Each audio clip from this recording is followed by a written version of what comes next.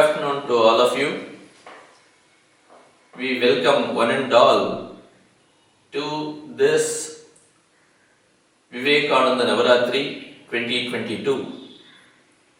Just 125 years ago, Swami Vivekananda was with us in Chennai. He was staying in Vivekananda House. Earlier it was known as Castle Karnan.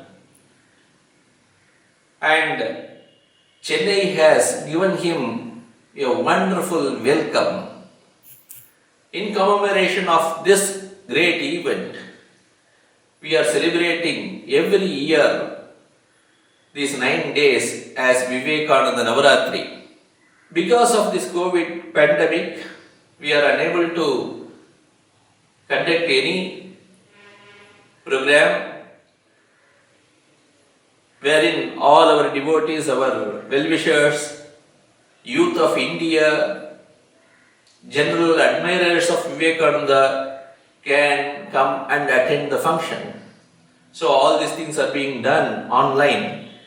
On Friday, 11th February, we are going to have the following programs. The program is going to start with Vedic chanting, followed by Tamil Thai Varth. Sri Gurubhyo Namaha Harihi Om Yaschandasam Rishabho Vishwarupaha Chandobhyodhyamritaat Sambhabhuva Samendro Medhaya Asprunotu Amritasya devadharano bhuyasam Shariram me vicharshanam Jihva me madhumattama Karna abhyam bhuri vishruvam Koshosi medhaya pihitaha Shrutam me gopaya Om Shanti Shanti Shanti Harihi Om Medha Devi Jushamana Na Agaad Vishwache Bhadra Sumanasya Mana Vaya Jushta Nudamana Duruktaan Brihadvadema vidate suvira aha Tvaya jushta rishir bhavati devi Tvaya brahma gata shri rutatvaya aha Tvaya jushtas chitram vindate vasusano jushasvadravino namedhe Medha mayindro dadatu medhan devi saraswati Medha me ashvina vubhava dattam pushkarasraja Apsara suchaya medha gandharveshu chayanmanaha Daivi medha saraswati sama'am Medha surabhirjushata gaswaha Ama medha surabhir vishwarupa hiranyavarna jagati jagamya Urjasvati payasa pinvamana sama medha supratika jushantam Om hamsa hamsaya vidmahe paramahamsaya dhimahi Tanno hamsah prachodayat Om Shanti Shanti Shanti Harihi Om Tat Sat Shri Ramakrishna Arpanamastu Nirarum kadaludutta nilamadanga kelilolugum Sirarum vadanamena tigalbarada kandamidu Tekkanamum adisiranda dravidana tirunadum Takkasiru pirai nudalum daritanarum tilagamume அத்திலக வாசனை போல் அனைத்துலகும் இன்பமுற எத்திசையும் புகழ் மணக்க இருந்த பெரும் தமிழனங்கே தமிழனங்கே உன் சீரிழமை திறம்பியந்து செயல் மறந்து வாழ்த்துதுமே வாழ்த்துதுமே வாழ்த்துதுமே. சுவாமி விவேகானந்தரின் சேஜஸ் ஆஃப் இந்தியா என்னும் சொற்பொழிவை தமிழில் வாசிக்க வருகிறார் எஸ்.கே. அக்ஷயா. இவர் Sharada Vidyalaya model higher secondary school Burkit road பள்ளியைச் சேர்ந்தவர். இந்திய ரிஷிகள் 11 பிப்ரவரி 1897 அன்று விக்டோரியா ஹாலில் சுவாமி விவேகானந்தர் இந்திய ரிஷிகள் என்னும் தலைப்பில் நிகழ்த்திய விரிவான சொற்பொழிவின் சில பகுதிகள். அவரது வார்த்தைகளில்: இந்திய ரிஷிகளை பற்றி பேச நினைக்கும்போது என் மனம் வரலாறுகளில் எழுதப்படாத மரபுகள், அதன் இரகசியங்களை அறிய முயன்று முடியாமல் போய்விட்ட அந்த அடர்ந்த கடந்த காலத்தை நோக்கி செல்கிறது. சாதாரண வழிகாட்டுதலுக்கு வேதங்களே போதுமானவை. ஆன்மீக வாழ்வை பொறுத்தவரையில் அதில் உள்ளதை விட அதிகமாக சொல்லவும் முடியாது, அதிகமாக அறிந்து கொள்ளவும் முடியாது. அறிந்து கொள்ள வேண்டிய அனைத்தும் அங்கே சொல்லப்பட்டுள்ளன. ஆன்மா நிறைநிலையை அடைவதற்கு தேவையான உபதேசங்கள் அனைத்தும் ஸ்ருதிகளில் முழுமையாக உள்ளன. அவற்றின் விளக்கங்களை காலத்திற்கு காலம் ஸ்மிருதிகள் தருகின்றன. ஸ்ருதிகளில் உள்ள உண்மைகளை குறித்து வைத்த ரிஷிகளுள் பெரும்பாலானோர் ஆண்கள், சில பெண்களும் இருக்கிறார்கள். இது ஸ்ருதியின் மற்றொரு சிறப்புத்தன்மை. அவர்கள் எப்போது பிறந்தார்கள் என்பன போன்ற விவரங்கள் மிக குறைவாகவே நமக்கு தெரியும். ஆனால் அவர்களுடைய மிகச்சிறந்த சிந்தனைகள், மிகச்சிறந்த கண்டுபிடிப்புகள் எல்லாம் நம் நாட்டின் புனித இலக்கியமான வேதங்களில் பாதுகாக்கப்பட்டு வருகின்றன. மாறாக ஸ்மிருதிகளில் தனிப்பட்டவர்களின் பல விவரங்கள் உள்ளன. அவற்றை படிக்கும்போது பிரமிக்க வைக்கின்ற, மகோனதமான, மனதில் பதிகின்ற, உலகையே அசைக்கவல்ல மனிதர்கள் நம் கண்முன் அப்படியே நிற்பது போல் உள்ளது. சில இடங்களில் அவர்களது உபதேசங்களை விட அவர்களே நம் மனதில் விஸ்வரூபம் எடுத்து நிற்கின்றனர். நமது முதல் கோட்பாடு மனிதன் நிறைநிலையை அடைவதற்கும் முக்தி பெறுவதற்கும் தேவையான அனைத்தும் வேதங்களில் உள்ளன என்பதாகும். புதியதாக நீங்கள் எதையும் கண்டுபிடிக்க முடியாது. எல்லா அறிவிற்கும் மேலான லட்சியமானதொரு முழு ஒருமைக்கு அப்பால் உங்களால் போக முடியாது. வேதங்களில் அந்த ஒருமை ஏற்கனவே அடையப்பட்டுவிட்டது. அந்த ஒருமையை கடந்து செல்வது என்பது முடியாத காரியம். தத்துவம் அசி, நீ அதுவாக இருக்கிறாய் என்பது எப்போது கண்டுபிடிக்கப்பட்டதோ அப்போதே மத அறிவு முழுமை பெற்றுவிட்டது. நன்றி, வணக்கம். We thank Akshaya for reading this lecture of Swami Vivekananda. Swami Mahamedananda Maharaj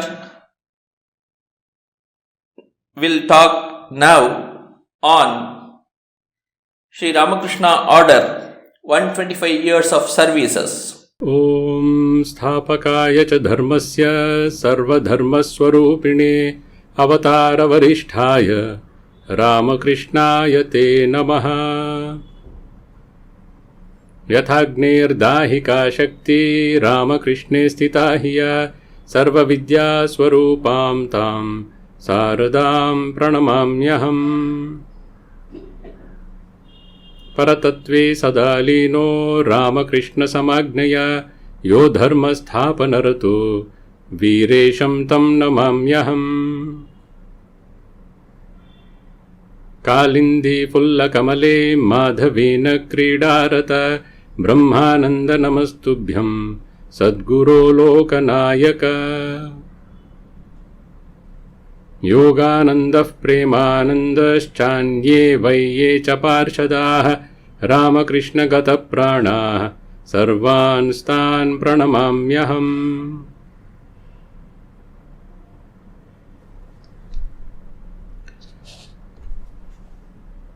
sometime in 1898, Swami Vivekananda gave an interview to Prabuddha Bharata, one of the two English magazines that Swamiji started in his own lifetime. The other was Brahmavadin, which later became the Vedanta Kesari.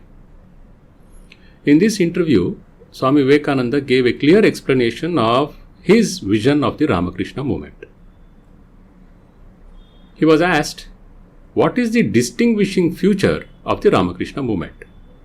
And Swamiji's immediate reply was aggression. Aggression in a religious sense. So Swamiji says, you see, since the days of Buddha, we have been the first to break bonds and try to flood the world with a missionary zeal. That missionary zeal was one of the key factors of the Ramakrishna movement when it started way back, even when Sri Ramakrishna was alive in 1880s. What is the function of the Ramakrishna movement in India? Swamiji was asked.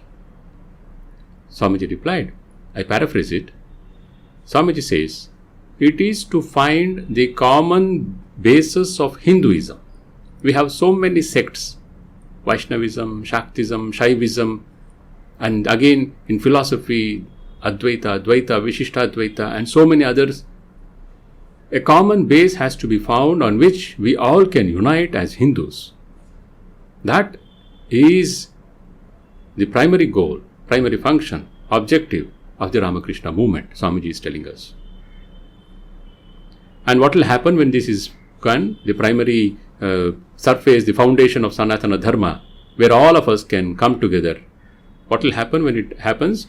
He says it will awaken the national consciousness. We have to come together to awaken our national consciousness. This is the work of the Ramakrishna mission. We have to assert our national life. And for this, Indians should awaken. What we need to awaken is a sense of national efficiency. The attitude of this whole universe is Maya. What does it matter if I don't contribute? What does it matter if everything is dirty and the quality is not there? Quality consciousness is not there. A sense of responsibility is not there. And then you expect this country to rise? No, it cannot happen. Even a company cannot prosper. So how can a country prosper when its citizens are so careless about their own growth and the growth of the country? So Swamiji says we have to awaken the spirit of national efficiency. That is the word he uses, national efficiency. And what is this national efficiency? Swamiji has a new idea for national efficiency. He desired it and he explains it by telling us, in the past, India developed her inner life and the West its outer life, dominantly. Now, Swamiji is telling us, now the time has come to unite these two. Sri Ramakrishna was alive to the depths of being, yet on the outer plane, who was more active? Traditionally, it is seen that India is always looking inside, inward, neglecting the outer world. It was true also for the last 1,000 years. More than 1,000 years. That's why we were conquered repeatedly. We neglected the outside world. In the West, it is more an outward-looking life at the cost of the inner growth. But now, the new ideal which Sri Ramakrishna has established through his life and teachings, Sri Ramakrishna, who was alive to the depths of being and on the outer plane so active, he has given that. What? It is a secret. This is the secret. Let your life be as deep as the ocean. Let your life be as deep as the ocean, but let it also be as wide as the sky. Ishta Nishta should be there, but with that, we also need acceptance of all other forms of worship, all other forms of ideals. This is the Ramakrishna movement's objective. As we know, life has two dimensions. One is the world outside, inside. That's what we are referring now. Swamiji wanted efficiency in both these dimensions. For this, he gave the call, the famous call. The national ideals of India are renunciation and service. Intensify her in those channels and the rest will take care of itself. So the national ideals of India are renunciation and service, two words Swamiji is using. Renunciation does not mean giving up everything and running away from society. Renunciation is giving up selfishness, giving up attachment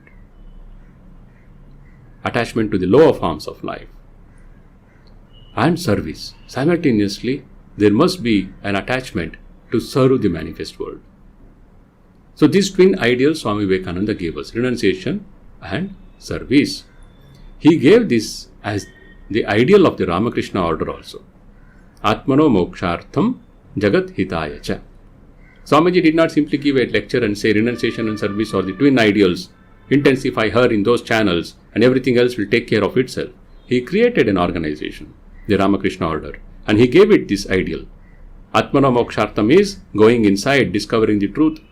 Jagat hitaya is serving the world, renouncing attachments to the manifest world and realizing our true nature, that is Atmano mokshartham, our true nature as the Atman. Simultaneously, we have to serve the same consciousness, manifest as the world, with this bhava, Shiva Gnane Jiva Seva. This is the ideal. So the objective, the goal, the ideal in front of all the monastic members and devotees of the Ramakrishna movement, Ramakrishna order, is to strive to realize these two ideals in all their relationships and through all their actions in different fields of life. The Ramakrishna Math and Ramakrishna Mission is trying to do this, and we have seen for the last 125 years how the order has been functioning. The activities of the Ramakrishna order include running around 1,200 formal and non-formal education institutions, 13 hospitals, 124 dispensaries, 58 mobile medical units, 7 nursing training institutes, a number of rural and tribal development centers, publishing religious literature with over 4,500 titles in over 14 languages, regular spiritual discourses, organizing festivals, conducting activities for children and youth, so many other small and big activities, outreach activities. All these activities are being conducted by 198 centers and sub-centers in India and 81 centers abroad, Ramakrishna Math and Ramakrishna Mission. It is now the 125th anniversary of Ramakrishna Mission. It is also the 125th anniversary of Swamiji's return from his first visit to the West, that historic return. And the lectures that he delivered from Colombo to Almora and many other places across India, that series of lectures, that is what we are commemorating now, because those lectures awakened India. It initiated the awakening of India. It is this historic contribution of Swami Vivekananda that we are today recollecting with profound gratitude. Let us renew our commitment to manifest our divinity and serve our country as envisaged by Swami Vivekananda. Sri Ramakrishna Arpanavastu. We thank Swami Vivekananda Maharaj for his wonderful address. Now we invite Dr. Sudha Seshayan, Vice Chancellor of M.G. Ramachandra Medical University, to deliver her talk in Tamil. Shri Gurubhyo Namaha. Om Namo Bhagavate Sri Ramakrishnaya Namaha. Vanakkam. Swamiji Vivekananda அவர்கள் இந்திய ரிஷிகளை பற்றி ஓர் அற்புதமான உரையாற்றினார்கள். விவேகானந்த நவராத்திரி என்று சுவாமிஜியின் நினைவையும் அவர்களின் மொழிகளையும் நினைவு கூறுகிற இந்த தருணத்தில் அந்த உரையிலே இருந்து நாம் என்ன கற்றுக்கொள்ளலாம் என்பதைத்தான் இப்போது நினைத்து பார்க்க போகிறோம். இந்திய ரிஷிகளா? நமக்குத்தான் ரிஷிகளை பற்றி எல்லாம் தெரியுமே என்று கூட நாம் நினைத்து பார்க்கலாம். நமக்கு பல ரிஷிகளின் பெயர்கள் தெரியும் இல்லையா? வால்மீகி, வசிஷ்டர், மரீச்சர், விஸ்வாமித்திரர், காஷ்யபர், ஜாபாலி, கௌதமர் என்றெல்லாம் ஒரு பெரிய பட்டியல் போட்டு இந்த பட்டியலில் இருக்கிற பெயர்கள் எல்லாம் நமக்கு தெரியும் என்று நம்மில் சிலர் நினைத்து பார்க்கலாம். ஆனால் இந்த பெயர்களை காட்டிலும் ரிஷிகள் நமக்கு வேறு என்னவெல்லாம் போதிக்கிறார்கள் என்பதைத்தான் சுவாமிஜி அவர்கள் தம்முடைய உரையிலே குறிப்பிட்டார்கள். அந்த உரையை தொடங்கும் போதே ஒரு முக்கியமான வித்தியாசத்தை, வேறுபாட்டை சுவாமிஜி குறிப்பிட்டு காட்டினார்கள். அது என்ன வேறுபாடு தெரியுமா? இரண்டு சொற்களை நம்முடைய பெரியவர்கள் பயன்படுத்துவதை நாம் கேட்டிருக்கிறோம். ஒன்று ஸ்ருதி என்பது, இன்னொன்று ஸ்மிருதி என்பது. இந்த இரண்டுக்கும் என்ன வேறுபாடு என்பதிலேதான் சுவாமிஜி தம்முடைய உரையை தொடங்கினார். என்ன வேறுபாடு? இப்போது இந்திய நாட்டினுடைய, பாரத தேசத்தினுடைய பாரம்பரியம் என்று குறிப்பிட்டால் நாம் எல்லாம் அந்த பாரம்பரியத்திற்கு அடிப்படையாக எதை காட்டுவோம்? வேத நெறியை காட்டுவோம் இல்லையா? வேதங்கள், 4 வேதங்கள், அந்த வேதங்களிலே சொல்லப்பட்டிருக்கிற விஷயங்கள் அந்த வகையிலே நம்முடைய மரபு, நம்முடைய பாரம்பரியம் என்று குறிப்பிடுவோம். இந்த வேதங்களுக்குத்தான் ஸ்ருதி என்று பெயர். கேட்கப்பட்டதால், செவி வழியாக குருவினிடத்திலே இருந்து சீடர்களுக்கு கொடுக்கப்பட்டதால், கேட்கப்பட்டதால் அதற்கு ஸ்ருதி என்று பெயர். இந்த ஸ்ருதிகளை அடியொட்டி, அதாவது வேதங்களை அடியொட்டி, வேதங்களிலே இருக்கக்கூடிய விஷயங்களை எடுத்துக்கொண்டு அவற்றை எப்படி பயன்படுத்த வேண்டும் என்று சில நூல்கள் உருவாகின. இப்படி பார்க்கலாம். நல்லவர்களாக நடக்க வேண்டும் என்பது ஒரு நெறி. அந்த நல்லவர்களாக நடப்பதற்கு என்னவெல்லாம் செய்ய வேண்டும், இது அதிலே இருந்து எடுக்கப்பட்டு சில விதிமுறைகளை போட்டு, சில வரைமுறைகளை போட்டு தொகுக்கப்பட்டிருக்கிற ஒரு தொகுப்பு இல்லையா? இது ஃபார் இம்ப்ளிமெண்டேஷன், நடைமுறைப்படுத்துவதற்காக. இந்த நடைமுறைப்படுத்துவதற்காக வேதங்களிலே இருந்து சிலவற்றை எடுத்து அவற்றை விதிமுறைகளாக செய்யும் போது அந்த தொகுப்புகளுக்கு, அந்த நூல்களுக்குத்தான் ஸ்மிருதிகள் என்று பெயர். மனுஸ்மிருதி, யக்ஞவால்கிய ஸ்மிருதி என்றெல்லாம் குறிப்பிடுகிறோம். இப்படி இந்த இரண்டையும் வைத்துக் கொண்டு பார்த்தால், ஸ்ருதிகள் அல்லது வேதங்கள் என்பவை நிரந்தரமாக இருக்கக்கூடிய தர்மங்களை சொல்கின்றன. அந்த தர்மங்களை கடைபிடிக்கும் போது என்னென்ன செய்ய வேண்டும் என்பதை ஸ்மிருதிகள் குறிப்பிடுகின்றன. அப்படியானால் எது ஆதாரம்? வேதங்கள் தான் ஆதாரம். இந்த வேறுபாட்டை குறிப்பிட்டு காட்டுகிற சுவாமிஜி இதிலே இருக்கிற இன்னொரு முக்கியமான வேறுபாட்டையும் நமக்கு புலப்படுத்துகிறார். என்ன அது? ஸ்ருதிகள் அல்லது வேதங்கள் என்று சொல்கிறோமே, அந்த வேதங்கள் தனி நபர்களை முக்கியப்படுத்துவது இல்லை. Not person oriented, not individual related. வேதங்கள் என்கிற போது அந்த வேதங்களிலே எத்தனையோ மந்திரங்களை பார்க்கிறோம். அந்த மந்திரங்களை எல்லாம் பல ரிஷிகள் வெளிப்படுத்தினார்கள் என்று பார்க்கிறோம். ஆனால் எந்த குறிப்பிட்ட ரிஷி அல்லது குறிப்பிட்ட நபருக்கு வேதத்தில் முக்கியத்துவம் கிடையாது.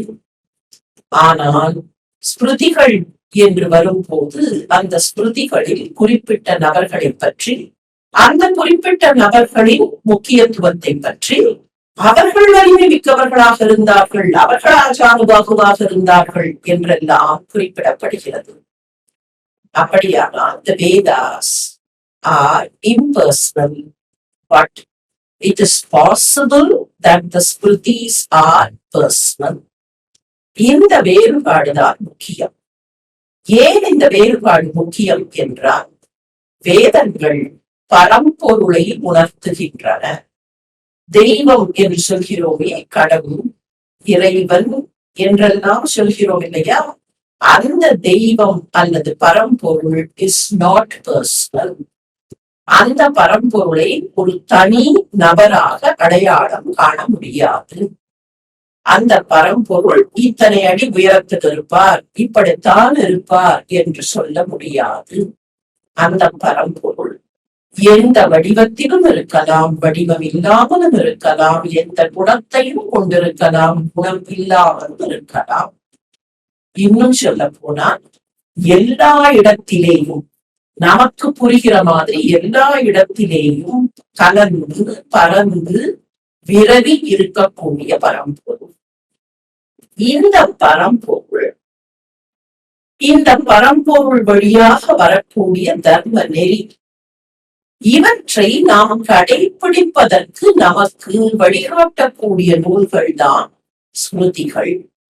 இந்த ஸ்மிருதிகளிலே இருந்து இவற்றை தொடர்ந்து புராணங்கள், இதிகாசங்கள் போன்றவை தோன்றுகின்றன. புராணங்களிலேயும் இதிகாசங்களிலேயும் நாம் பல ரிஷிகளை சந்திக்கிறோம். எனவே இந்த அடிப்படையை நமக்கு காட்டிவிட்டு, இந்த அடிப்படையிலே இருந்து ரிஷிகள் எப்படிப்பட்டவர்கள், அந்த ரிஷிகளின் உபதேசங்களிலே இருந்து நாம் எவற்றை கற்றுக்கொள்ள வேண்டும் என்று ஒரு அழகான சித்திரத்தை நமக்கு காட்டுகிறார் சுவாமிஜி.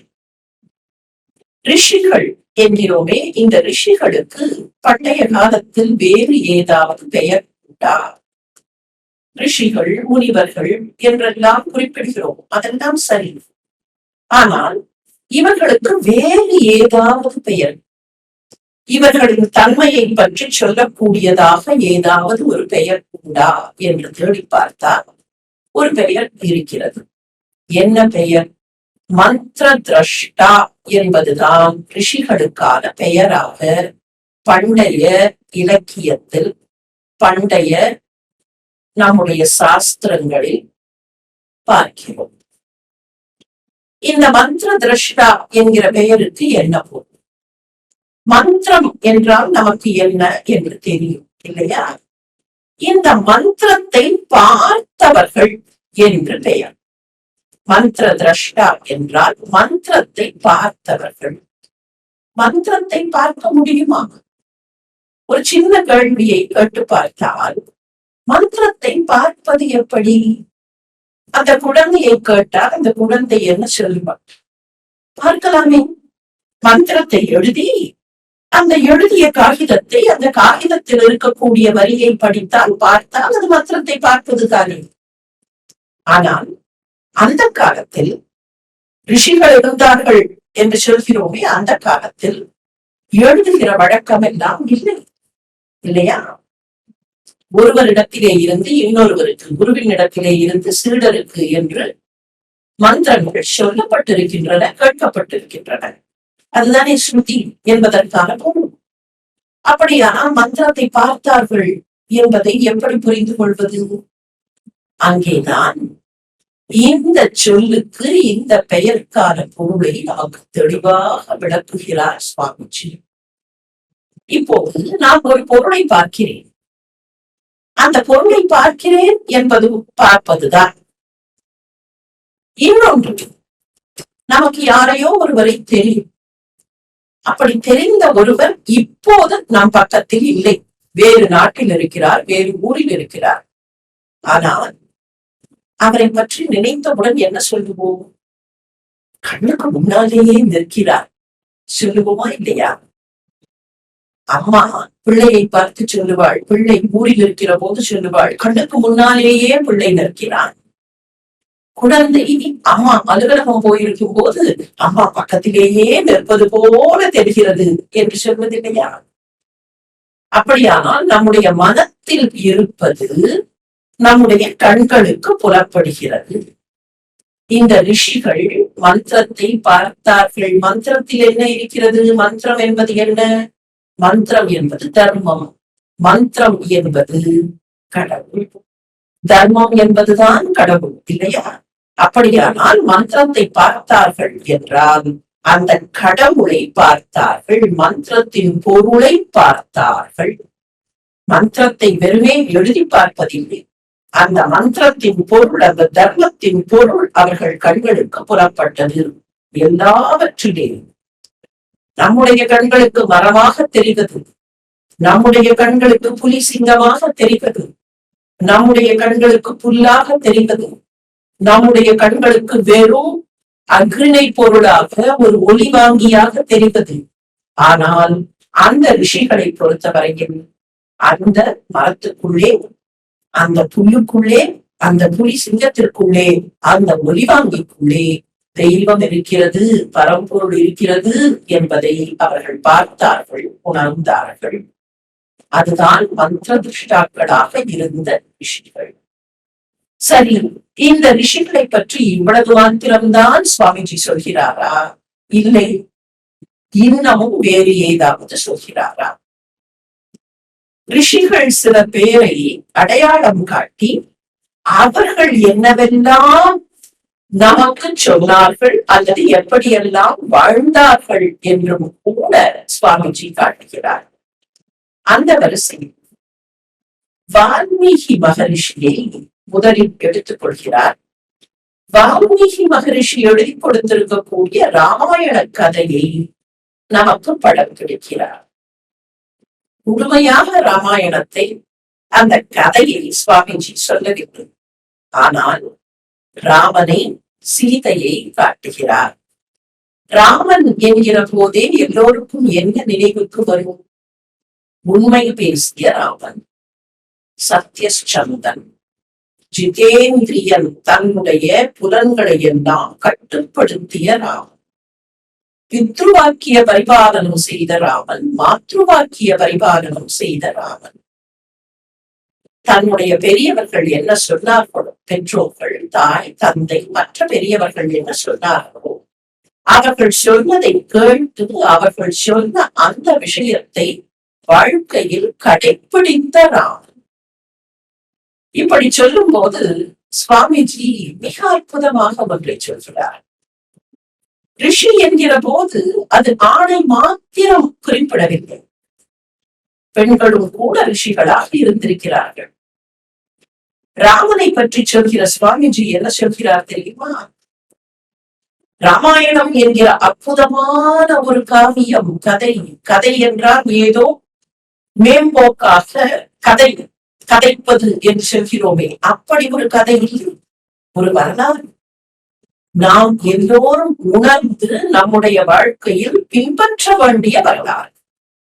அந்த வரலாற்றின் நாயகனாக இருக்கிற ராமன். சுவாமிஜி சொல்கிறார், இந்த உலகத்தில் இருக்கக்கூடிய இலக்கியங்களை எல்லாம் புரட்டி பாருங்கள், எந்த மொழியாக இருந்தாலும் சரி.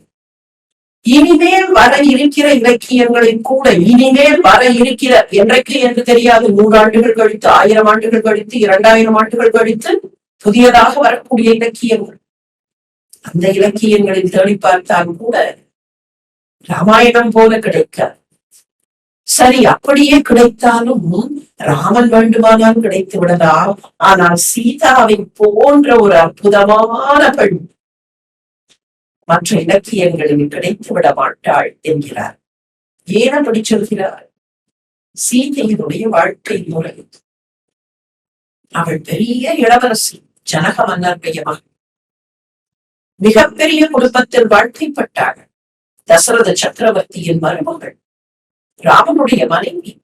ஆனாலும் கூட காட்டுக்கு போக வேண்டும் என்கிற நிலை வந்த போது அதை எப்படி மற்றவர்கள் மீது பழி சொல்லாமல் ஏற்றுக்கொண்டார். இப்படி ஒரு தன்மை. தாங்கள் அன்பாக இருப்பது மாத்திரமில்லை, அடுத்தவர்களை குறை சொல்லாமல் இருக்கக்கூடிய ஒரு தன்மை இருக்கிறதே, அந்த தன்மையைத்தான் ராமனிடத்திலே இருந்தும் சீதையிடத்திலே இருந்தும் அவர்கள் ரிஷிகள் என்று உயரத்தில் வைத்து நாம் கற்றுக்கொள்ள வேண்டும்.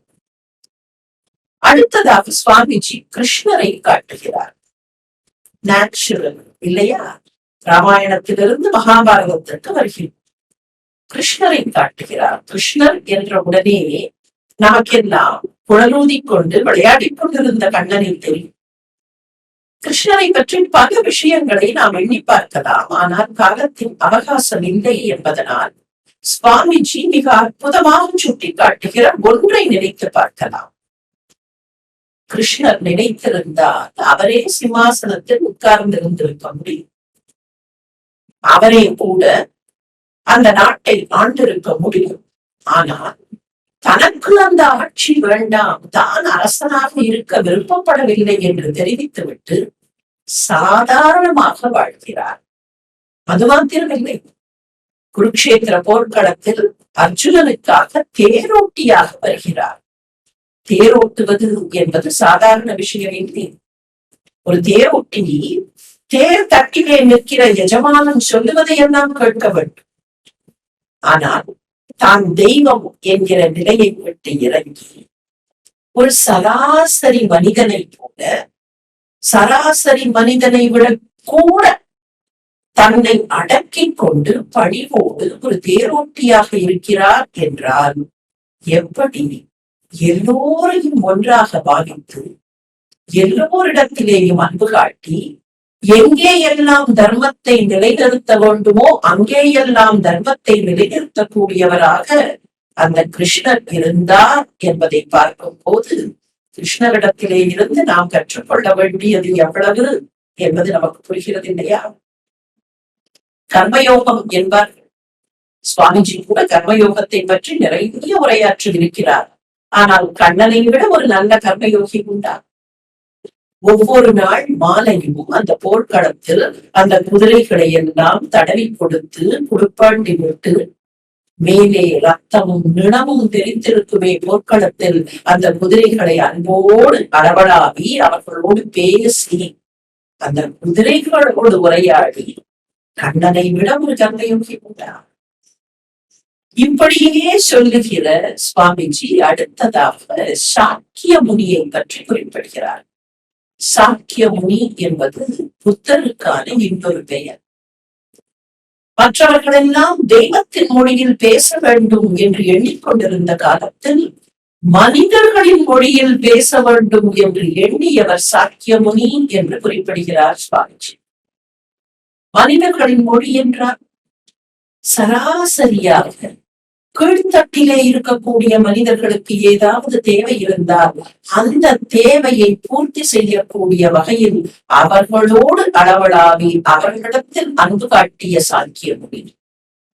ஆக ராமனிடத்திலே இருந்து உண்மையை, ராமனிடத்திலே இருந்து பெரியவர்களுக்கு கீழ்ப்படிவதை, ராமனிடத்திலே இருந்து பணிவை கற்றுக்கொள்கிறோம். கண்ணனிடத்திலே இருந்து அடக்கத்தையும் கடமையை செய்வதையும் கற்றுக்கொள்கிறோம். சாக்கிய முனியிடத்திலே இருந்து அன்பை கற்றுக்கொள்கிறோம். இன்னும் வேறு யாராவது ரிஷிகள் இருக்கிறார்களா என்றால் நிறைய பேர் இருக்கிறார்கள் என்று குறிப்பிடுகிற சுவாமிஜி இன்னும் ஓரிரு பெயர்களை நமக்கு காட்டுகிறார். இந்த வரிசையில் அப்படியே வருகிறார். ஒன்று தெரியுமா நண்பர்களே? நம்முடைய நாட்டை பொறுத்தவரையில், நம்முடைய மண்ணை பொறுத்தவரையில் நாளுக்கு நாள் நம்மால் ரிஷிகளை அடையாளம் காண முடியும். ஆனால் ஒரு முறை என்கிற போது ஒரு சில பெயர்களை மாத்திரம்தானே நம்மாலே காட்ட முடியும். அந்த வகையில் சுவாமிஜி அடுத்ததாக ஆதிசங்கரரை காட்டுகிறார். ஆதிசங்கரர் மக்கள் எப்படியெல்லாம் கடவுளை வழிபட வேண்டும் என்று ஆசைப்பட்டார்களோ அதற்கெல்லாம் ஈடு கொடுத்து 6 சமயங்களை வகுத்து கொடுத்து மக்களுக்கும் தெய்வத்திற்கும் ஒரு பாலத்தை ஏற்படுத்தினார். தொடர்ந்து வந்தார் ராமானுஜர். உள்ளத்தில் இருக்கக்கூடிய பக்தி, அந்த பக்தி எல்லோருக்கும் பரவ வேண்டும் என்பதற்காக ராமானுஜர் எடுத்த பல வகையான செயற்பாடுகள். சரி, இந்த வகையிலே அங்கே ஆதிசங்கரர் அடுத்தது ராமானுஜர் இன்னும் வேறு யாரில் பார்க்கலாம் என்று சுவாமிஜியிடத்தில் கேட்டார். பிரேம பக்திக்கு, அதாவது தெய்வத்தினிடத்தில் முழுக்க முழுக்க அன்பு, வேறு எதுவுமே இல்லை, அன்புதான். அந்த அன்பை மட்டுமே காட்டியவராக இருந்த பகவான் சைத்தன்யரை காட்டுகிறார். ஒன்று தெரிந்து கொள்ள வேண்டும், சுவாமிஜி அவர்கள் இந்த பெயர்களை எல்லாம் சொல்லி இருக்கிறார் என்பதனால் இவர்கள் மாத்திரம் ரிஷிகள் என்று பொருளாக, இவர்களை தாண்டியும் பல ரிஷிகள். ஆனால் நமக்கு எப்படி மிகப்பெரிய கடலிலே இருக்கக்கூடிய நீரை நாம் நம்முடைய காலால் லேசாக தொட்டு பார்க்கிறோமோ, கையால் தொட்டு பார்க்கிறோமோ, அப்படி சுவாமிஜி மிகப்பெரிய இந்த இந்து மகா சமுத்திரத்திலே இருந்து, இந்த இந்திய சமுத்திரத்திலே இருந்து ஒரு சில நீர்த்துளிகளை நமக்கு கொடுத்திருக்கிறார். அந்த நீர்த்துளிகளிலே இருக்கக்கூடிய மிகப்பெரிய உண்மைகளை, செய்திகளை நாம் எடுத்துக்கொள்வோம் என்றால் அதுவே கூட நம்மை உயர்த்தும். சுவாமிஜி அவர்கள் நமக்கு காட்டியிருக்கக்கூடிய ரிஷிகளை நாள்தோறும் நினைத்து பார்ப்போம். அவர்களிலே இருந்து நிறைய பாடங்கள் நமக்கு கிடைக்கின்றன. நம்முடைய கண்களை, நம்முடைய புலன்களை நாம் அகலத் திறந்தால் இன்னும் இன்னும் இன்னும் நிறைய பாடங்கள் எல்லோருக்கும் கிடைக்கும். சுவாமிஜியின் அருளும், குரு மகாராஜின் அருளும், ரிஷிகள் அனைவரின் அருளும் எல்லோருக்கும் எப்போதும் கிடைக்க வேண்டும் என்பதையே என்னுடைய பிரார்த்தனையாக வைத்து அற்புதமான இந்த வாய்ப்புக்கு நன்றி பாராட்டி விடைபெறுகிறேன். வணக்கம். Thank you, madam. Swami Vivekananda will now deliver a talk on the views of Swamiji on charity. ॐ सहनाववतु सहनौ भुनक्तु सह वीर्यङ्करवावहै तेजस्विनावधीतमस्तु मा विद्विषावहै। ॐ शान्तिः शान्तिः शान्तिः। नमः श्रीयतिराजाय विवेकानन्दसूरये सच्चित्सुखस्वरूपाय स्वामिने तापहारिणे। Swami Vivekananda, affectionately addressed as Swamiji, captivates the hearts of millions for various reasons. People revere him as a saint, they see him as a seer, they worship him as an all-renouncing sannyasi, they admire him as a prophet, and then they follow him as a revolutionary. They get inspired him as a patriot. But one among the most important thing is that he is adored as an intense humanist. At this juncture, we can recollect what Swamiji said to his brother disciple, Hari Maharaj Swami Turiyananda, that religion has brought this effect on me. The heart has expanded to feel the love for the man. So from that humanistic feeling arose his plan of campaign to raise and awaken the masses. Actually, when Swamiji mentioned masses, he did not mean only a section of a society. He meant one and all. He then devised this grand design of reaching out in service of the masses in 3 different ways. This is Swamiji's genius thought, that he got a 3-pronged approach to arrive at the concept of service to humanity. And interestingly, charity is the main theme in all of them. But before we get into that, let us know what Swamiji thought about our civilization in general. We know that civilization is the bedrock of all social developments. It is good. It has given comforts, to say the minimum. It has scaled up the social standard of living and so on. But it is not all good as it looks like. Why? Swamiji says that the very civilization that has served for all social developments, all comforts, that very civilization breeds the disease of poverty. And that aspect of civilization is bad and it has to be countered. And the best way is the counter is to give the first antidote to poverty, and charity is the means to that. Charity therefore must be practiced, concludes Swamiji. We can recollect Gita. It prescribes yajna, dana, tapa, karma. So dana is mentioned along with yajna and karma, and it says natyajyam, it should not be given up. Now we may think that charity is something which is easy to understand, okay? What is there to preach or what is there to discuss about that? But the main thing that charity seems to be that, okay, I have in plenty and I have to share a little of that with someone who is needy, and that's it. Charity comes to an end.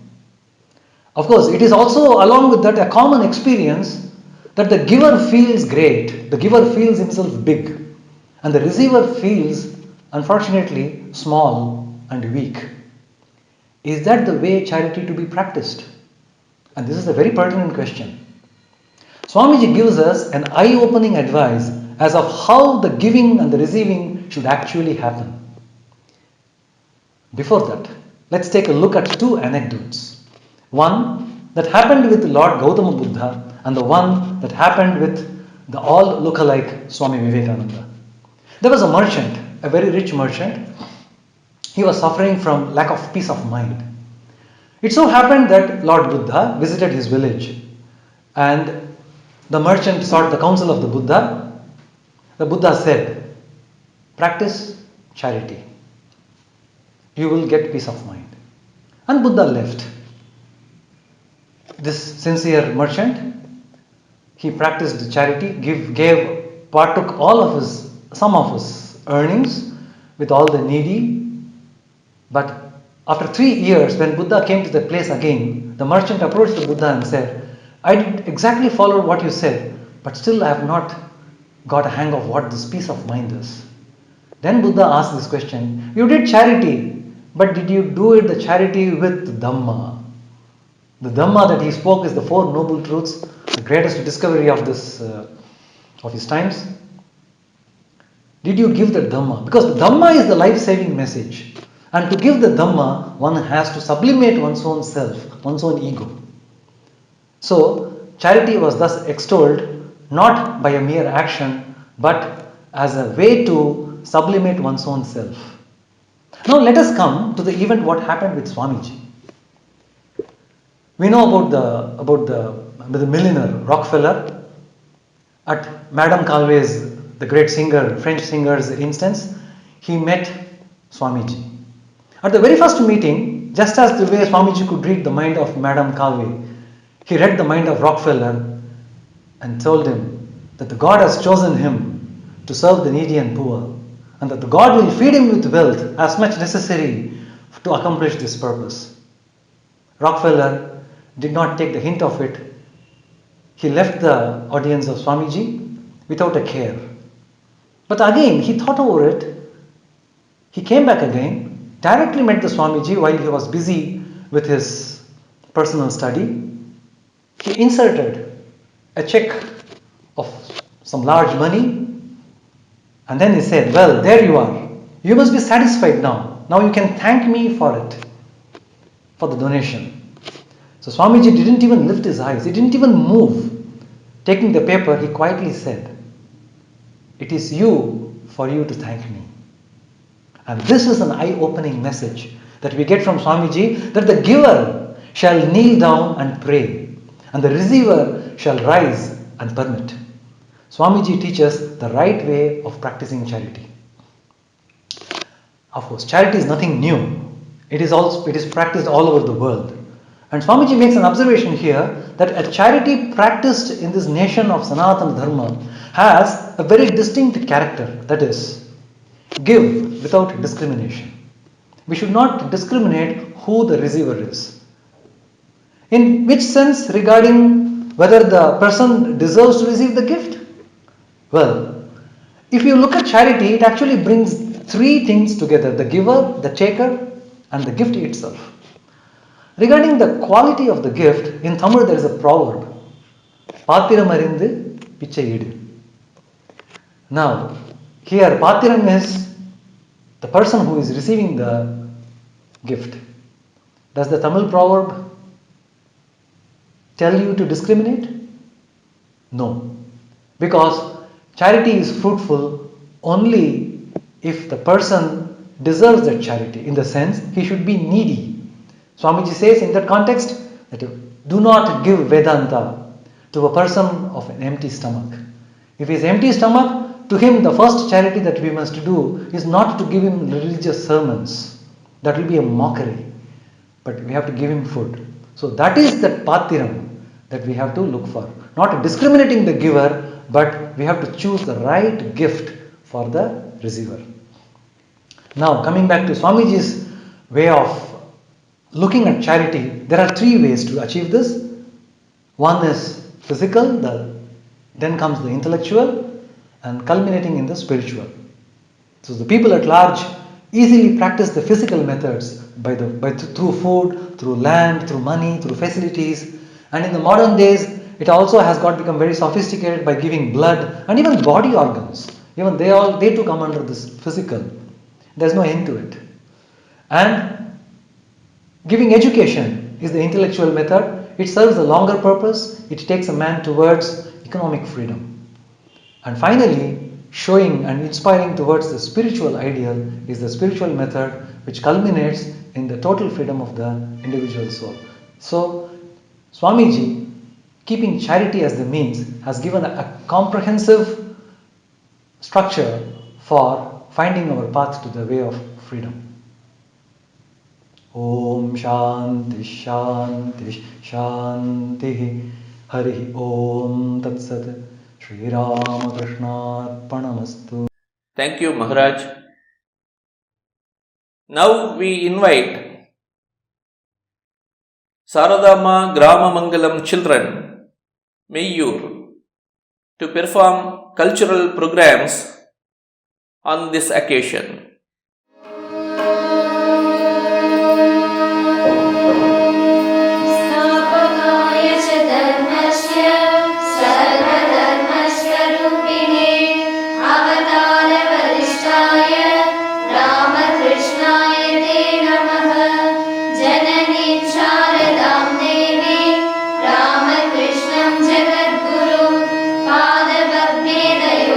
Bye.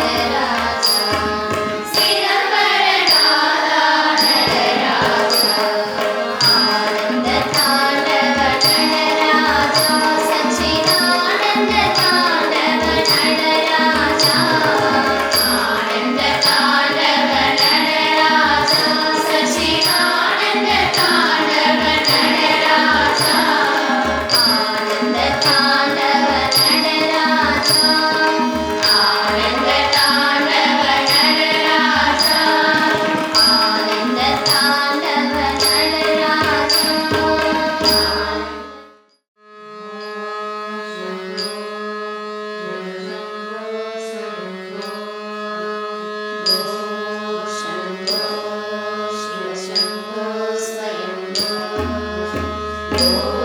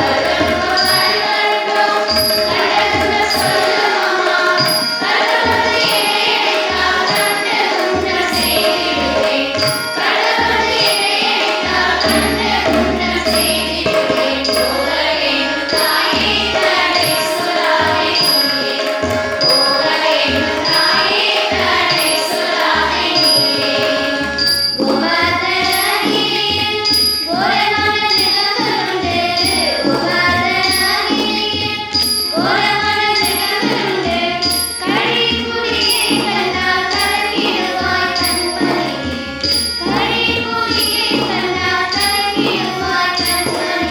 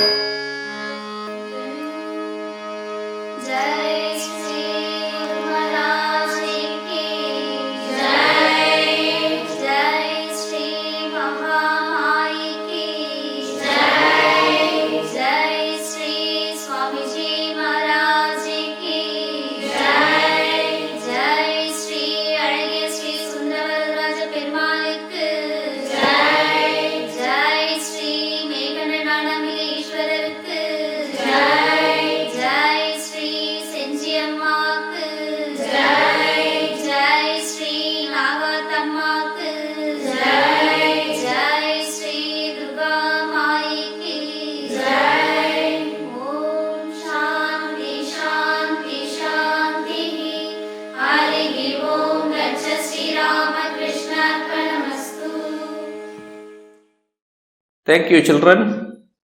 Now I invite Srimati Anuradha Sriram, co-founder of Integra Software Puducherry, to give her discourse on the topic Taking Swamiji's Message to Rural India.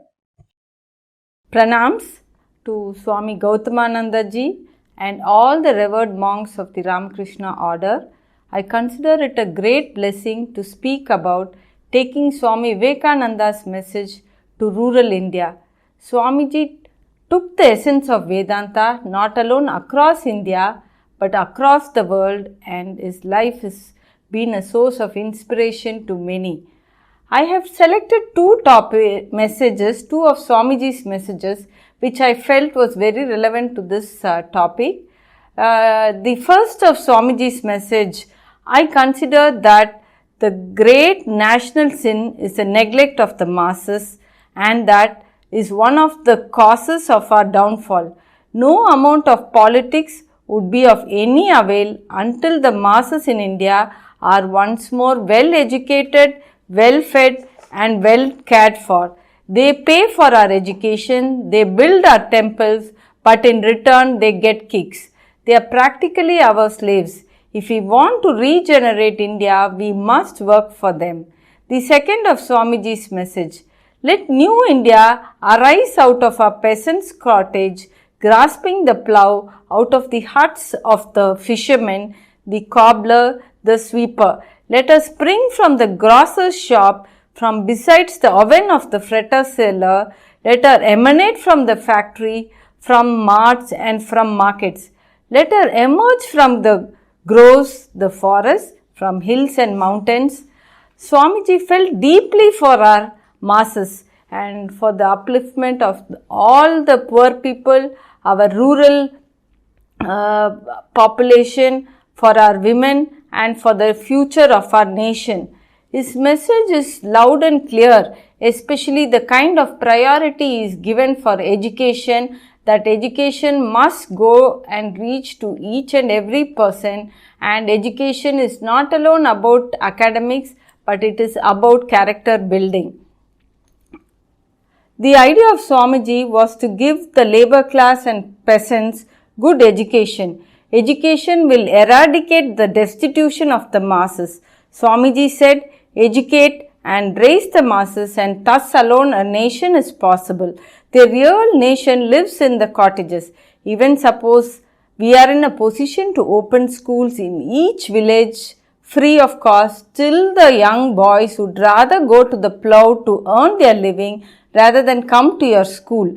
If the mountain does not come to the Mohammed must go to the mountain. If the poor cannot come to education, education must reach them at the plough, in the factory, everywhere. Swamiji is given very profound message on how to go about, especially on educating our masses. To take the above message of Swami Vivekananda, Ramakrishna Mission has started several schools in rural India. Swamiji was very clear that for the masses, first the basic necessities of life should be taken care. He emphasized on Annadana, Arogyadana, Vidyadana and Atmajnanadana, and how it is very important for a balanced happy life. It is important to have both material wealth and spiritual wealth. Chennai Mutt is doing great service, and I know that they have adopted a village called Mayur in Thiruvallur district and are rendering great service for the poor, not only on the medical side but on the education and cultural side also. They are running tuition centers for the poor and are teaching them computer and English language in addition to their regular academics. They are also taught bhajans about various scriptures and various value oriented courses. They are given free uniform, free books, free cycles and all other educational aids for their improvement in their studies. And also the Mutt is very closely engaging them for improve for their religious upliftment also. Swamiji also emphasized that the development of our nation can happen only when women are empowered. Women need to be educated, so there have been several schools which are run for girls, and lot of focus has been given by the MUT in educating these girls and helping them, especially in building their livelihood. The center has also opened Saradamma Grama Mangalam, a center for women empowerment. Here they are given training in sewing, tailoring, and so that they can have a regular income by stitching school uniforms as well as from other sources of income, which will help them to lead a dignified life and take care of their families. The MUT has also started a Goshala with around 50 cows. Many villagers are getting employment through this Goshala. Similarly, the various centers of Ramakrishna Mission are doing wonderful service, especially I have heard of the great service being done in Northeast India, where it is so difficult for education to reach in those areas. So, great work has been done in reaching the education and improving the standards of living of these people. I have also in fact visited one of the units run by Ramakrishna Mission in Kamarpukur, especially, and seen the joy on the face of these women who have been trained, for example, in making carpets, in making jute bags, in making agarbattis, and how they do it with such a smile on their face. So, and also the Ramakrishna Mission helps them in marketing these products which we have bought, and they are of such high quality. So much of difference is being made to all these rural people. Swamiji has said religion and spirituality is the strength of our nation. In those days, every village there used to be so many saints who used to keep up our culture and our tradition and our Hindu philosophy. Nowadays, the advent of media into the homes of the villages has brought many of the concepts of Western materialistic world, living a very sensuous life, into the villages also. So, it is no longer urban phenomena, but even the villages are now caught by this goal of only running after money and not understanding the real purpose of life. So, it is very, very important that we bring back the glory of the spiritual heritage of India. So, engaging the local rural the village population in various aspects of our tradition. For example, especially in the local languages, there is so much of treasures. In Tamil, there are so many scriptures and stotras which praise our gods. The Devaram, the Tiruvasagam of the Nayanmas, the Divya Prabandham of the Alvars, the Tirupugai. So, actually involving all the villages and teaching them these right from a young age will bring back the old spiritual legacy, will bring back the glory of our nation.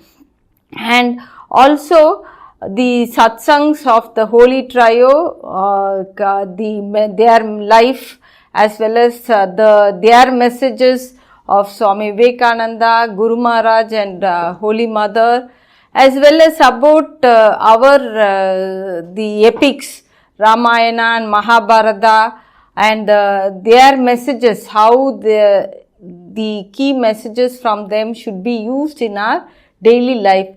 So, along with all the other aspects of helping them, either in education, in healthcare, as well as in by giving them good food.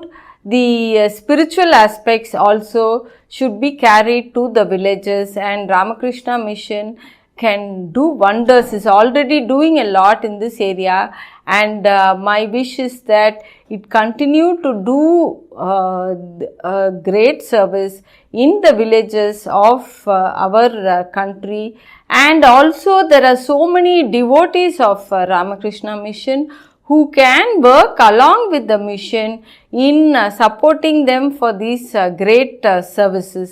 There are so many youngsters who, after having worked abroad, want to come back to India and in fact want to settle in the villages doing organic farming, or even in today's situation of work from home, doing their work from the villages. So they can partner with the mission in supporting these kind of initiatives and bringing back the pride of living in rural India. The rural people should feel that they are not at a disadvantage by staying in the villages, and that they should move to the urban areas for better living and for better happiness. They should feel that everything is coming to them and they can lead a balanced life both on the material side as well as on the spiritual side. Ramakrishna mission has also been doing great service by providing training in our traditional arts to the rural youth. They have been trained in Silambatam, Kolatam, they have been given yoga training. So both the physical fitness as well as the mental well-being, both these trainings are given so that their highest potential is brought out and they have a great future. And a lot of work, as I already said, is being done for the upliftment of women, because the women are the backbone of the rural economy. They take care of their families and support the future of their children. So, lot of activities for their health, for their livelihood and for their independent living is being done. My prayers to Guru Maharaj, to Holy Mother and to Swamiji, that they bless us abundantly, and the good work done by the Ramakrishna mission reaches every nook and corner of rural India.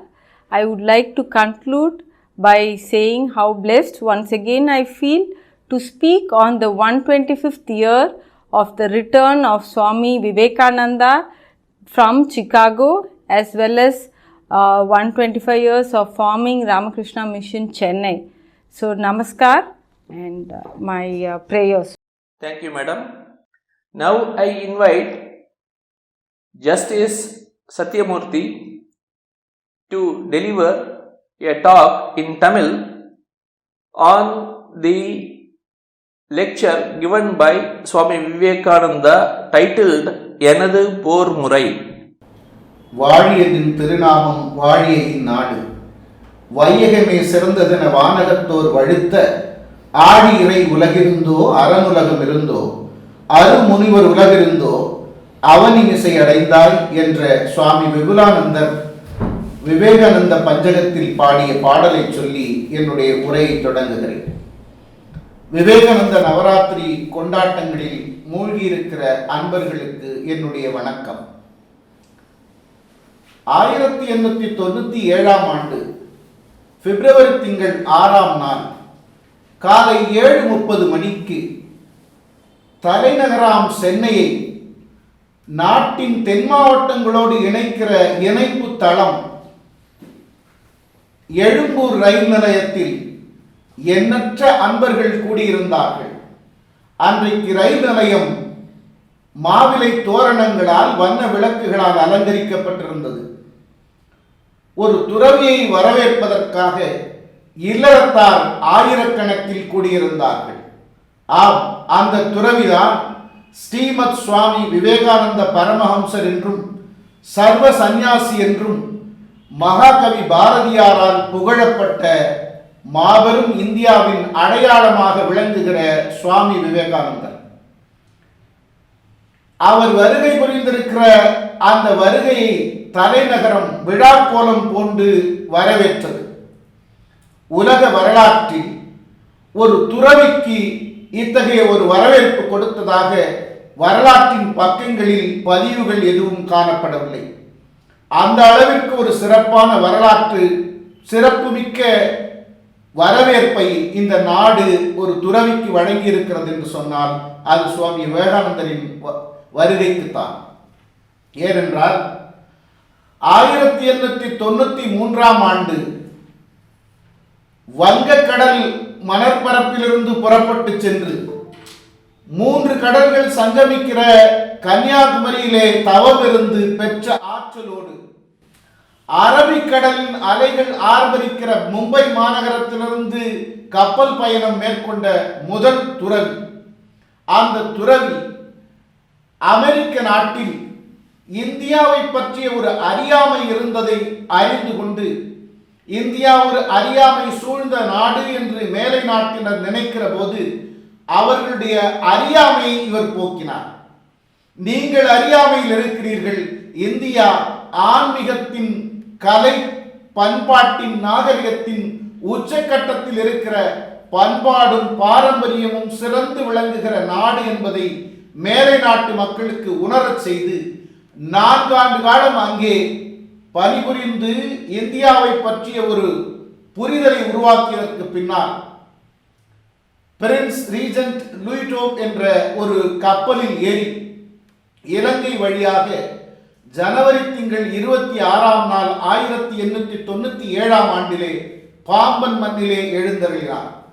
Ramanathapuram, Manamadurai, Madurai, Thanjavur, Kumbakonam, Mayiladuthurai என்று செங்கல்பட்டு என்றும் நகரங்களை கடந்து வழியெல்லாம் புகைவண்டி நிலையத்திலே வரவேற்புகளையும் மக்களுடைய அன்பையும் பெற்ற அந்த துறவி பிப்ரவரி 6ஆம் நாள் சென்னை மண்ணில் காலடி எடுத்து வைக்கிறார். நீதியரசர் சுப்பிரமணிய ஐயரும் பிலிகிரி ஐயங்காரும் மற்றும் இந்த சென்னை நகரத்துடைய பிரமுகர்கள் எல்லாம் சென்று அந்த வீர துறவியை வரவேற்று வெற்றி ஊர்வலமாக அழைத்து வந்து கெர்னல் மாளிகை என்று சொல்லப்படுகிற இன்று விவேகானந்தர் இல்லம் என்று அறியப்படுகிற மாளிகையிலே தங்க வைத்தார்கள். பிப்ரவரி 6ஆம் நாள் முதல் பிப்ரவரி 12ஆம் நாள் முதல் ஏறத்தாழ 9 நாட்கள் இந்த மண்ணில் அவர் தங்கியிருந்து பல்வேறு கூட்டங்களிலே பங்கேற்று கலந்துரையாடலில் கலந்து கொண்டு மக்கள் மத்தியிலே இருக்கிற அறியாமையை போக்கினார். மக்கள் மத்தியிலே எழுச்சியை உருவாக்கினார். அந்த எழுச்சியை உருவாக்கிய காலம்தான் விவேகானந்த நவராத்திரி என்று சென்னையில் இன்றைக்கு தமிழகம் முழுக்க கொண்டாடப்படுகிறது, இந்தியா முழுக்க கொண்டாடப்படுகிறது. அந்த நாளில் பிப்ரவரி 9ஆம் நாள் காலையிலே திருவள்ளிக்கேணியிலே உரையாற்றிவிட்டு நேரமின்மை காரணமாக வருகிற போது மாலையில் சென்னை சென்ட்ரலுக்கு அருகில் உள்ள விக்டோரியா ஹாலிலே மை பிளான் ஆஃப் கேம்பெயின் என்ற தலைப்பில் என்னுடைய போர் முறை என்று தமிழிலே மொழிபெயர்த்து சொல்லக்கூடிய தலைப்பிலே சுவாமி விவேகானந்தர் வீர உரையாற்றினார். அவருடைய உரையில் சுவாமி விவேகானந்தர் ஒரு போர் முறையை சொல்லுகிறார் என்று சொன்னார். அது ஆயுதங்களை ஏந்துகிற வன்முறை போர் அல்ல, ஆன்மீகத்தை கையில் ஏந்தி அறிவையும் அன்பையும் நெஞ்சில் சுமந்து நன்முறையில் செல்கிற ஒரு போர் முறையை சுவாமி விவேகானந்தர் அங்கே அறிமுகப்படுத்துகிறார்.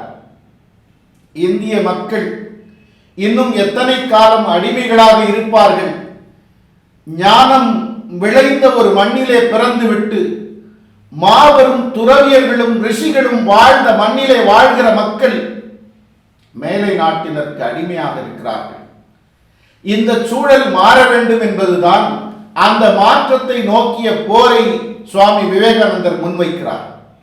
இன்னும் சொல்ல போனால் சுவாமி விவேகானந்தர் இளைஞர்களை அழைத்து அந்த போரை தொடக்க வேண்டும் என்று போருக்கு அழைப்பு விடுக்கிறார்.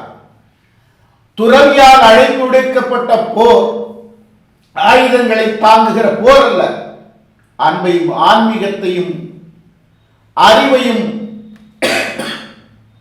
ஆதரவு மிக்க ஒரு சூழலையும் உருவாக்குகிற போர் தான் அந்த போர். அந்த போர் என்பது இந்த நாட்டை, இந்த உலகத்தை மேன்மை அடைய செய்கிற ஒரு போர். ஆயுதமில்லாத போர், ரத்தம் சிந்தாத போர், நம்மை நாமே வெற்றி கொண்டு இந்த நாட்டையும் உலகத்தையும் மேன்மை அடைய செய்கிற ஒரு மாபெரும் போரை சுவாமி விவேகானந்தர் பிரகடனப்படுத்துகிறார். பிப்ரவரி 9ஆம் நாள் 1897ஆம் ஆண்டிலே விக்டோரியா ஹால் அரங்கிலே. இந்த போரை பற்றி குறிப்பிடுகிற போது ஒரு ராஜ ரிஷியால் போர் முறை என்று சொன்னால், ராஜ ரிஷியால் அறிமுகப்படுத்தப்பட்டு இருக்கிற போர் முறை என்று சொன்னால், அந்த போர் முறையில் நிச்சயமாக அமைதியும் அன்பும் தழைத்து ஓங்கி நிற்கும் என்பதிலே ஐயமில்லை. அதைத்தான் அவர் சொல்கிறார். தன்னுடைய நாட்டில் ஆதி சங்கரரும் ராமானுஜரும் தோன்றி பல அரிய கருத்துக்களை, மாற்றங்களை, மறுமலர்ச்சியை உருவாக்கினார்கள். அந்த மறுமலர்ச்சி என்பது இந்த நாட்டில் அடித்தட்டு மக்களிடையே இன்னும் போய் சேரவில்லை. அடித்தட்டு மக்களிடத்திலே அந்த போர் முறை சென்று சேர வேண்டும், அந்த மாற்றம் வர வேண்டும் என்று சொன்னால்,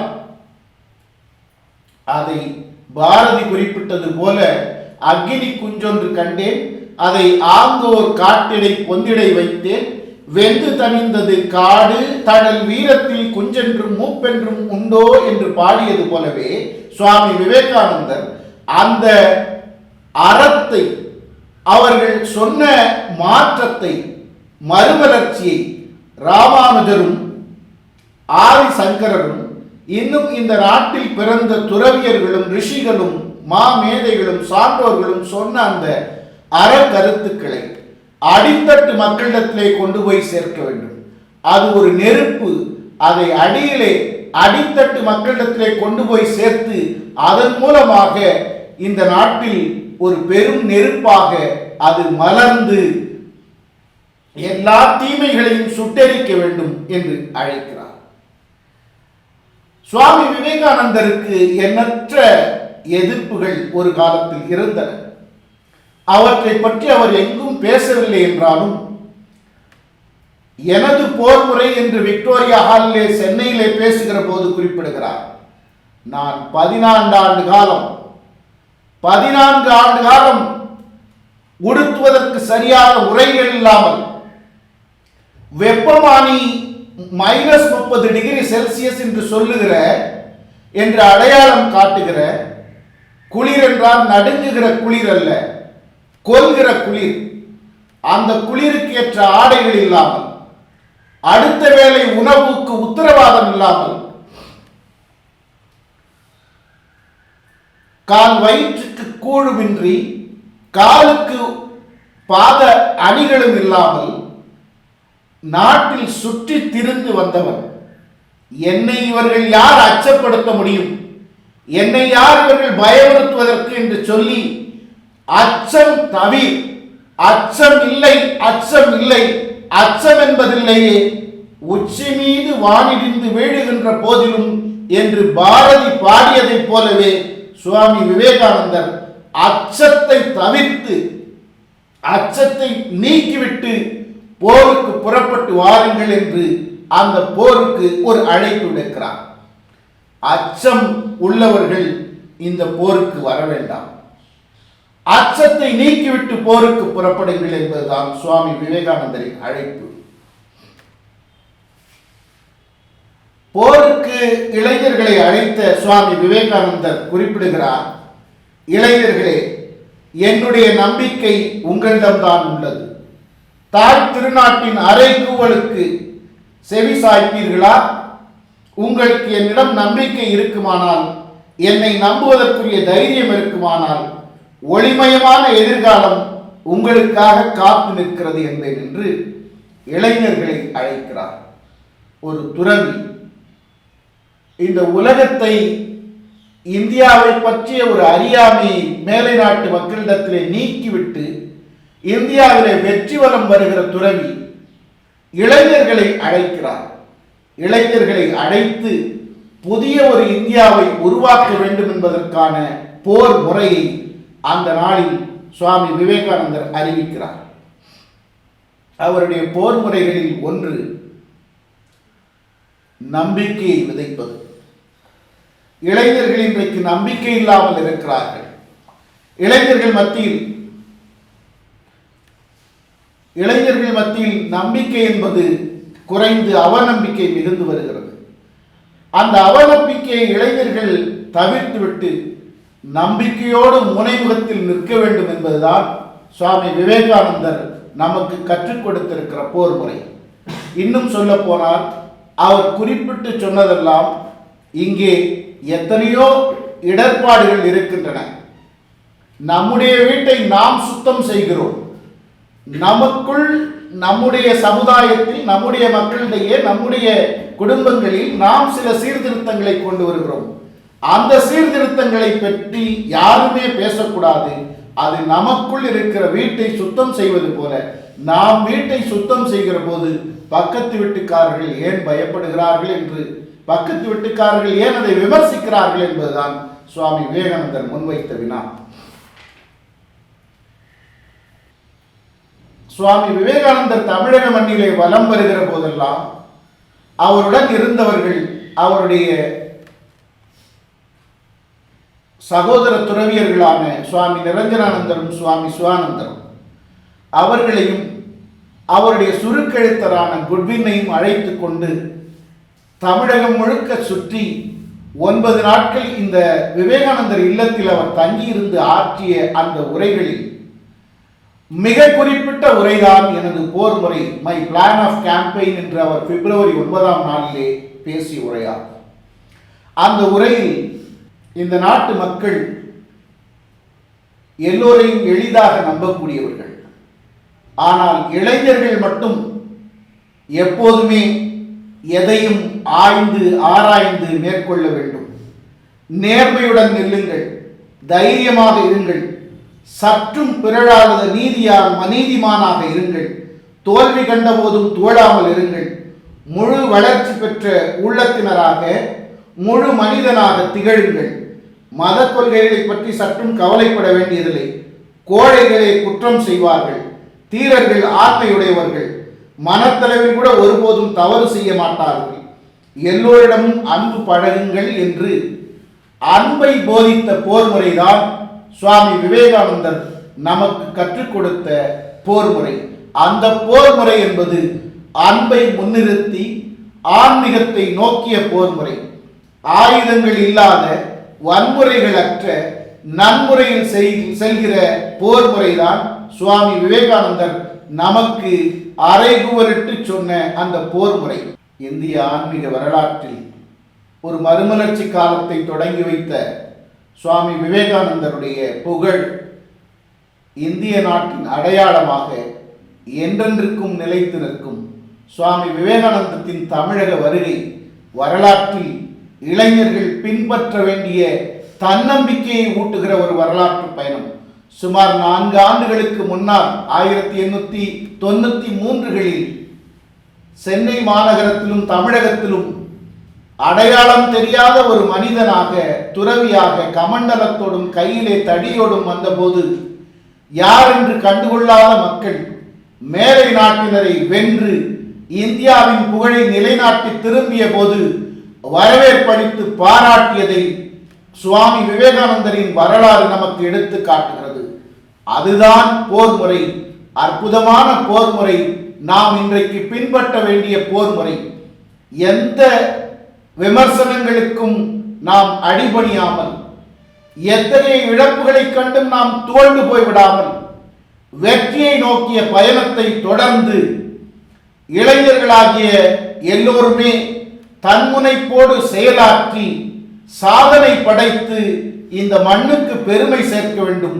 அப்போது இந்த மக்கள் நம்மை ஏற்பார்கள், வரவேற்பார்கள், அடையாளம் கண்டுகொண்டு போற்றுவார்கள் என்பதுதான் சுவாமி விவேகானந்தரின் போர் முறை நமக்கு கற்றுக் கொடுக்கிற உத்தி என்று சொல்லி அனைவருக்கும் விவேகானந்த நவராத்திரி வாழ்த்துக்களை சொல்லி விடைபெறுகிறேன். நன்றி, வணக்கம். We thank Justice Satyamurthy for his wonderful talk. நாளைய நிகழ்ச்சிகளின் விவரம்: மாலை 4 மணி அளவில் வேதபாராயணம் மற்றும் தமிழ்த்தாய் வாழ்த்துடன் எல்லா நிகழ்ச்சிகளும் தொடங்குகின்றன. அதன் பின்னர் ஃபியூச்சர் ஆஃப் இந்தியா என்னும் தலைப்பில் சுவாமி விவேகானந்தர் ஆற்றிய உரையின் தொகுப்பை lady Sivaswami girls higher secondary ஸ்கூலின் மாணவிகள் வழங்குவர். அதன் பிறகு Swami Yadavendraananda Maharaj will deliver his discourse on Ramakrishna order and its 125 years of services. அதன் பிறகு சுவாமி சத்யபிரபானந்த மகாராஜ் சென்னை இளைஞர்களுக்கு என்னும் தலைப்பில் தனது சொற்பொழிவை நிகழ்த்துவார். அதன் பிறகு ராமகிருஷ்ண இயக்கத்தின் 125 ஆண்டு மனித சேவையும் நமது பங்களிப்பும் என்னும் தலைப்பில் திருமதி பாரதி சந்துரு அவர்கள் தனது சொற்பொழிவை நிகழ்த்துவார். பாரதி சந்துரு அவர்கள் பச்சையப்பன் கல்லூரியில் முனைவராக இருக்கிறார். அதன் பிறகு விவேகானந்தர் girls centenary higher secondary school Mint பள்ளியின் மாணவிகள் வழங்கும் கலை நிகழ்ச்சிகள். அதைத் தொடர்ந்து பெண் கல்வியில் ராமகிருஷ்ண இயக்கத்தின் பங்கு என்னும் தலைப்பில் புரொஃபசர் பிரசன்னகுமாரி அவர்கள் சிறப்பு சொற்பொழிவாற்றுவார். ராஜலட்சுமி எஜுகேஷனல் இன்ஸ்டிடியூஷன்ஸ் என்னும் நிறுவனத்தில் இன்ஃபர்மேஷன் அண்ட் டெக்னாலஜி பிரிவில் அவர் பணியாற்றுகிறார். இன்றைய நிகழ்ச்சிகள் அனைத்தும் தேசிய கீதத்துடன் இனிதே நிறைவு பெறுகின்றன. இப்போது தேசிய கீதம். जनगण मन अधिनायक जय हे भारत भाग्य विधाता पंजाब सिंध गुजरात मराठा द्राविड उत्कल बंगा विंध्य हिमाचल यमुना गंगा उच्चल जलधि तरंगा तव शुभ नामे जाहे तव शुभ आशीष मागे गाहे धव जय गाता जनगण मंगलदायक जय हे भारत भाग्य विधाता जय हे